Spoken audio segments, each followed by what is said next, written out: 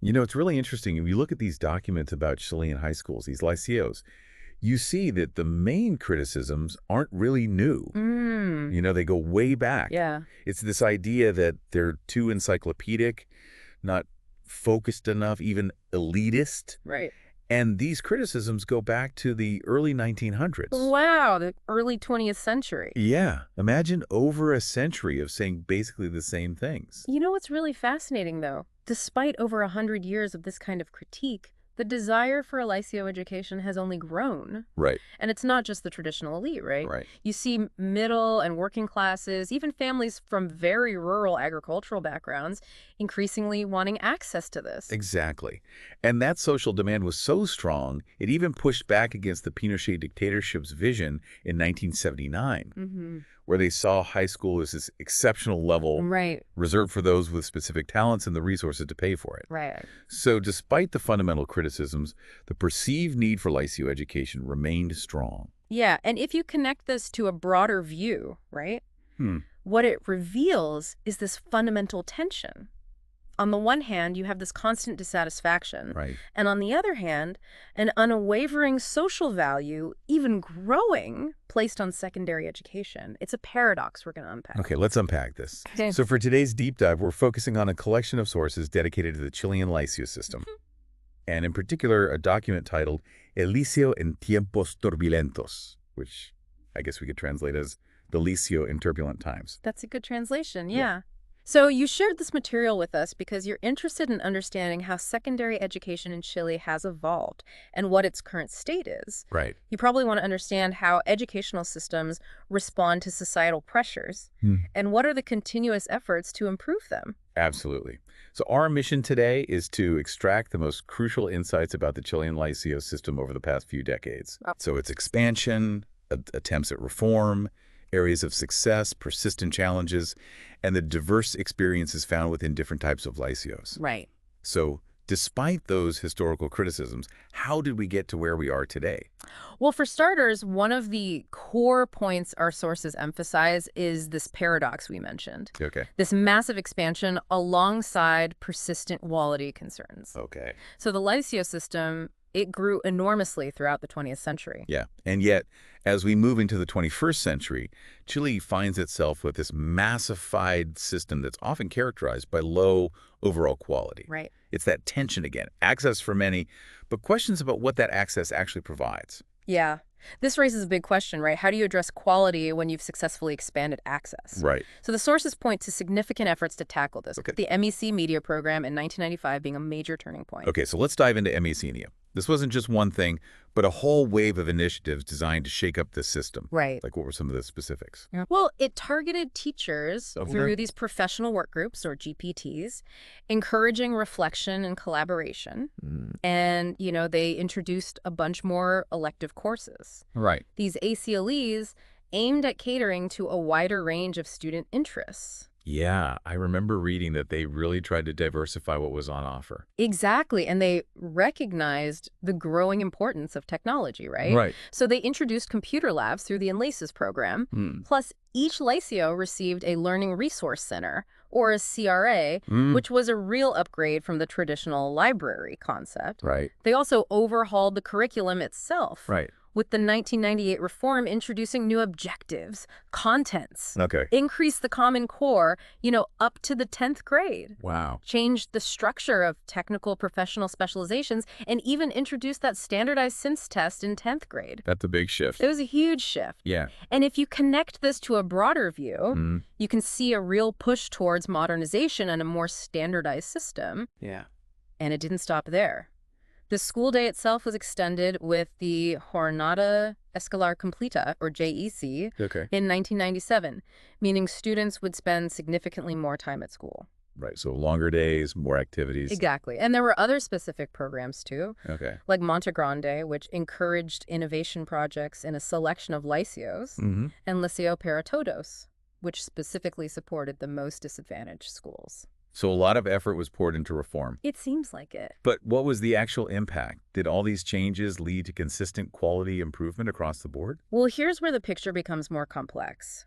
A study examining the period up to 2014 revealed that overall performance didn't change drastically. Okay.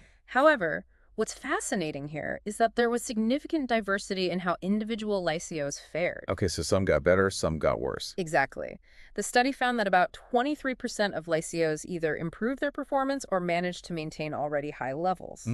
That's positive for some. Yeah, but on the flip side, a significant 33% actually saw a decline in their performance or remained at very low achievement levels over that same period. That's a worrying statistic. Yeah. And it sounds like there were disparities within the state-funded system itself. Yeah, there was notable polarization. Okay. So negative trends were much more prevalent in municipal lyceos, Okay. affecting almost 50% of them compared to subsidized private lyceos, where it was about 27%. That's quite a gap. Yeah. And what about sustained improvement over a longer period? That seems like the real goal. That was even rarer. Only about 10.9% of all lyceos showed consistent improvement over the whole decade. Yeah. And this was even less common in municipal lyceos, technical professional schools, and those serving students from lower socioeconomic backgrounds.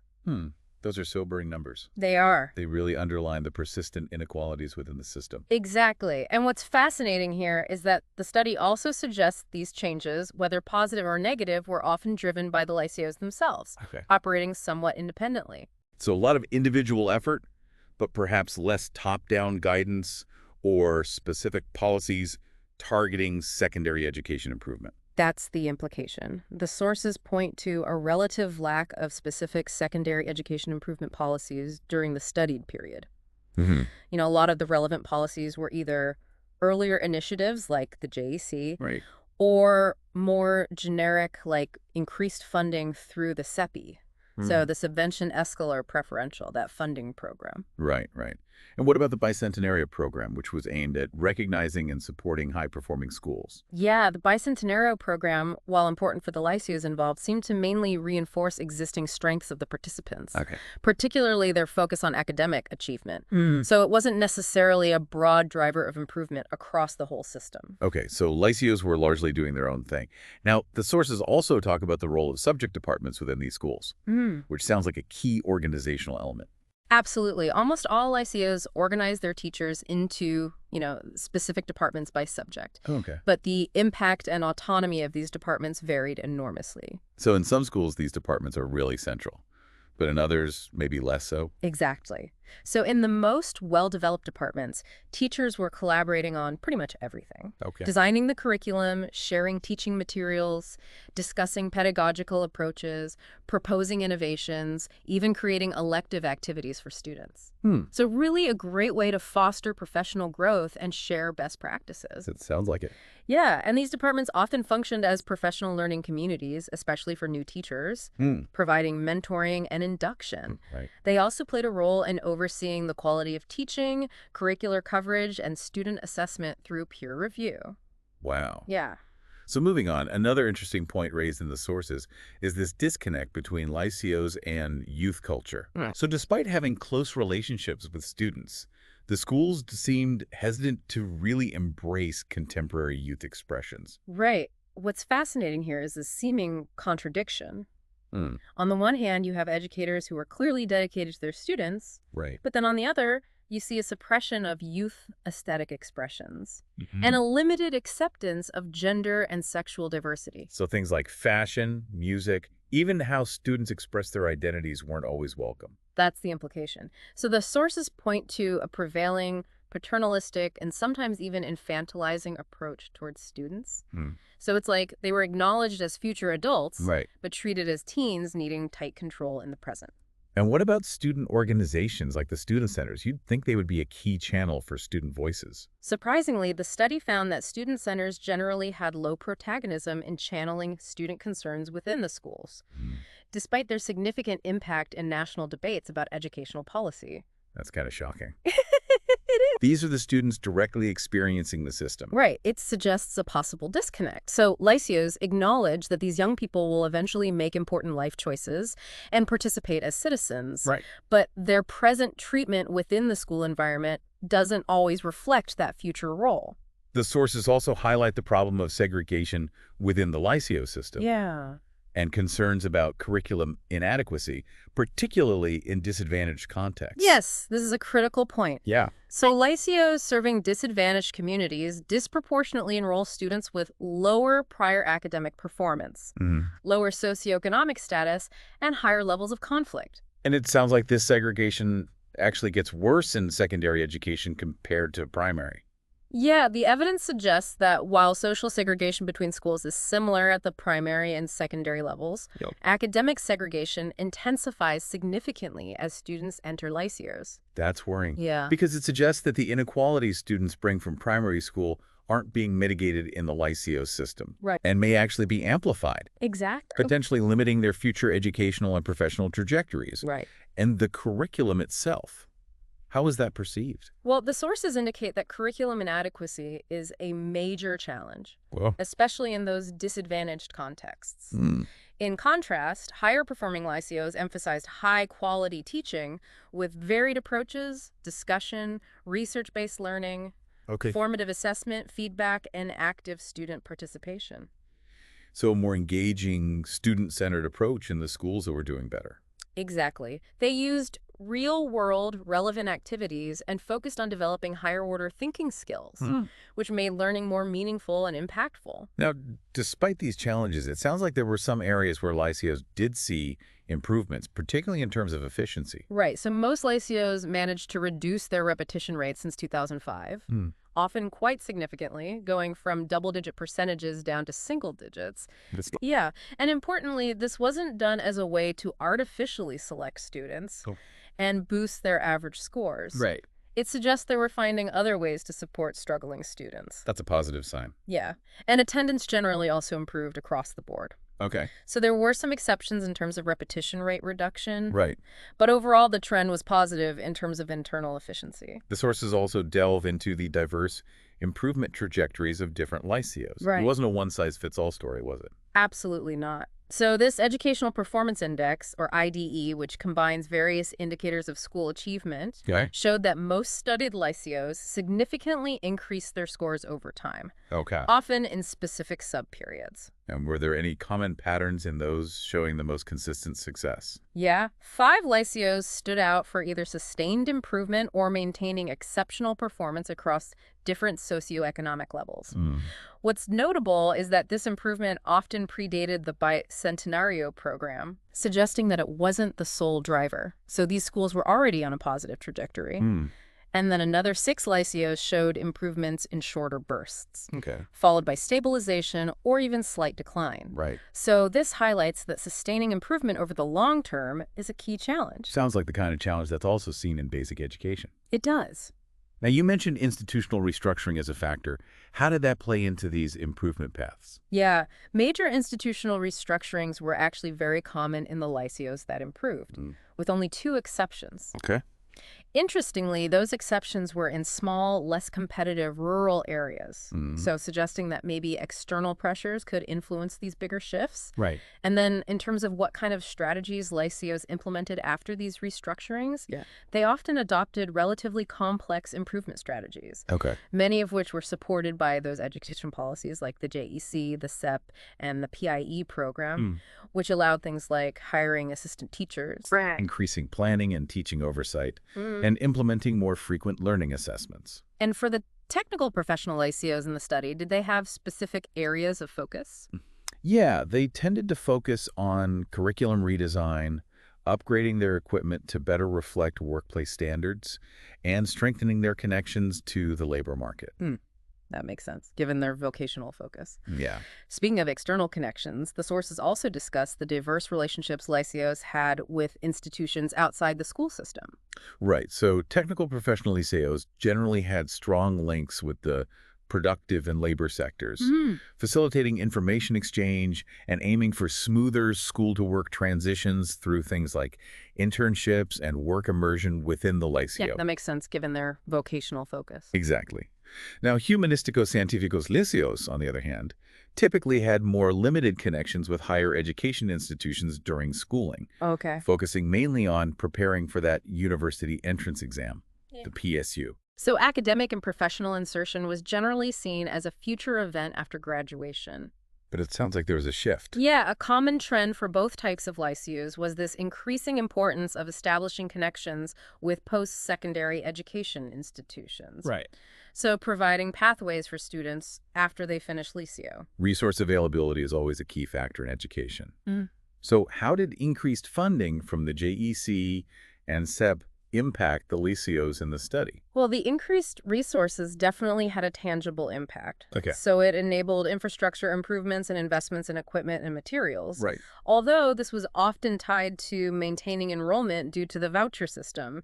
So schools still needed to attract and retain students to benefit from the funding. Right. And a lot of lyceos supplemented these ministerial funds with other public and private sources. Okay. And a key area of investment was human resources. So hiring more professionals, expanding teaching staff, improving working conditions, and adding leadership roles. So it sounds like they were prioritizing the people within the system. Yeah. What about those specific support initiatives aimed at things like retention or student well-being? Well, while diverse institutional support initiatives did exist, Okay. things like retention programs, convivencia initiatives, drug prevention, healthy living, continuing studies programs, they often seem to be implemented with varying degrees of success Okay. and didn't necessarily form a coherent, integrated support program. They tended to be somewhat marginal to overall school improvement efforts. So a bit of a piecemeal approach. Yeah, that's a fair assessment. Yeah. Now, moving on to the factors that seem to explain school improvement. Right. The sources highlight several key elements. Okay. Strong leadership at the school level was consistently highlighted. That makes sense. Clear vision and someone to drive it seems crucial. Exactly. And strong teaching teams and collaboration among teachers. Right. So liderazzias with well-functioning subject departments where pedagogical and curricular decisions were made collaboratively. Tended to show significant improvement. Right. Regular department meetings with dedicated non-teaching time were key for this collaboration. Having clear expectations for students also emerged as important. Yeah. Liceos that clearly communicated expectations for both academic achievement and behavior fostered a culture of high standards. So students knew what was expected of them. And how did successful schools use data and information? They emphasize continuous monitoring of student progress through various assessments, including the SIMPs and internal evaluations. Right. And they used this data to inform their decision-making. Okay, so a data-driven approach to improvement. Exactly. And finally, the ability to adapt to the local context seemed to matter. Successful liceos understood and responded to their specific social and territorial contexts. Right. Leveraging local resources and addressing the unique needs of their communities. The study also identified 4 typical organizational configurations of liceos. They did. Can you tell us a bit about those? Yeah, so they found 4 distinct profiles. Okay. Academically oriented, traditional public liceos. Okay. Public liceos in small communities. Urban, popular, metropolitan liceos. Okay. And technical professional liceos. Okay, so 4 very different types. Yeah, each with its own set of characteristics regarding their educational projects and community ties. Okay, let's start with those traditional academic liceos. Okay. What were their defining features? Well, they primarily prioritized academic achievement, Okay. with a heavy focus on standardized tests like the PSU and the SIMPs. Right. This was often reinforced by the Bicentenario program. Hmm. High academic performance fostered a strong sense of belonging and was seen as a pathway to social mobility. Okay. They tended to be selective, academic in focus, and competitive, Right. really embodying that idea of meritocracy. Mm. And in terms of the teachers in these schools, there was generally a strong teacher identity and a sense of collective efficacy. Okay. So a belief in their students' ability to succeed. However, the intense focus on standardized testing sometimes led to a narrowing of the curriculum. Right. So really teaching to the test. Exactly. And discipline also seemed to play a role. Yeah. Strict discipline was seen as important for creating a protected environment conducive to academic success. Okay, so next up, public liceos in small communities. Okay. I think the case of San Nicolas was highlighted here. Right. So these liceos were often central to their communities with strong local ties and social capital. And improvement often stemmed from becoming the head liceo in the area. San Nicolas stood out for its exceptional development through things like curricular restructurings, Okay. incorporating technical professional options, emphasizing arts and music, Wow. using flexible learning groups, and fostering strong teacher collaboration. It sounds like San Nicolas took a more holistic approach. Yeah, they did. Yeah. Balancing standardized test preparation with broader student development, Mm. high levels of student participation, diverse offerings, and a strong teacher commitment. So really continuous evaluation and improvement. So what about urban popular metropolitan lyceos? They probably face a different set of challenges. Absolutely. They often operated in very competitive environments and served students from lower socioeconomic backgrounds. So there was sometimes a tension between striving for academic excellence and maintaining inclusivity, Right. particularly after the end of student selection.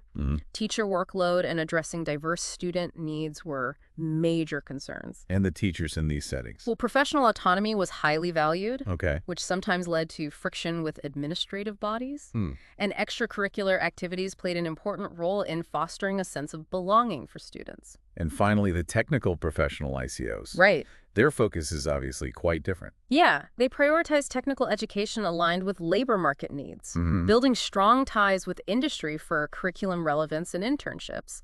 However, there was a growing emphasis on broader skills and post-secondary options, so enhancing the social mobility of their students. Right. And in terms of how these schools developed their identities, they often developed strong institutional identities, sometimes as a family in rural areas or as an engine of social mobility in urban settings. Right. They faced challenges like the logistics of dual training programs and developing students' soft skills, as well as balancing technical training with the general education needed for further studies, Right. and also those standardized tests. The sources also mentioned practices for managing the diverse learning needs of students within these lyceos. Yeah. What were some common approaches? Well, grouping students by performance was a common strategy, Okay. whether permanently by class or more flexibly by subject. Right. So San Nicolas, for example, used a very flexible system with different levels of academic demand and the possibility for students to move between groups. Reinforcement programs and the PIE program also aim to support students needing extra help to master the core curriculum. Okay. And what about student participation in school life? It seemed somewhat limited. Yeah. Generally, student centers focused mainly on recreational activities and fundraising. Okay. Examples of students playing a deeper role in shaping the Liceo's educational project. Right. In areas like the curriculum or convivencia were rarer, Right. but they did exist in schools like Liceo Minero America and San Nicolas. So pockets of deeper engagement, but not the norm. Exactly. What about teaching methods? Was there much pedagogical innovation? Predominantly, traditional pedagogical practices were observed. Okay. Innovations were often limited to complementary curricular activities like workshops and clubs, which sometimes employed more flexible teaching methods, emphasized student initiative, and incorporated hands-on learning. Right. These were valued by students, but often remained somewhat isolated from the core curriculum. The cases of Liceo Jolinet, Liceo Antonio Varas, Liceo Historico, and Liceo Minero America were individually highlighted. What were some key takeaways from their experiences? Okay, so for Liceo Jolinet, participating in the Monteground project was a significant turning point, which fostered a different vision for the school. Right. The JEC also brought improvements in teacher contracts and extracurricular activities. They increasingly saw higher education as a desirable path for most of their students. Right. Liceo Antonio Varas, a historically significant rural school, strategically adapted to challenges, emphasizing a positive school climate and community engagement. Liceo Historico saw reunification as a turning point, shifting their focus from mere retention to academic achievement and expanding curricular and extracurricular opportunities. And finally, Liceo Minero America. Yeah, they focused on technical professional training relevant to the mining industry, building strong ties with companies and emphasizing continuous improvement through that S&A Educa network. So a really interesting mix of approaches and outcomes. Absolutely. So as you can see, the Chilean liceo system has undergone significant changes in response to societal demands and reform efforts. While massification has been achieved, Right. ensuring quality and equity remains a persistent challenge. Yeah. So we've explored the impact of various policies, Right. the crucial role of teachers and leadership, the diverse experiences within different types of liceos, Right. and that ongoing tension between tradition and innovation. Yeah. Hopefully this deep dive has provided you with a clearer understanding of the complexities and dynamics within the Chilean secondary education system, Yeah, offering valuable context for your interests. absolutely. So considering that long history of critique Yeah. and those ongoing efforts at improvement, what fundamental shifts in societal expectations and educational philosophies might be necessary to truly transform the liceo experience for all Chilean students Right. and move beyond those long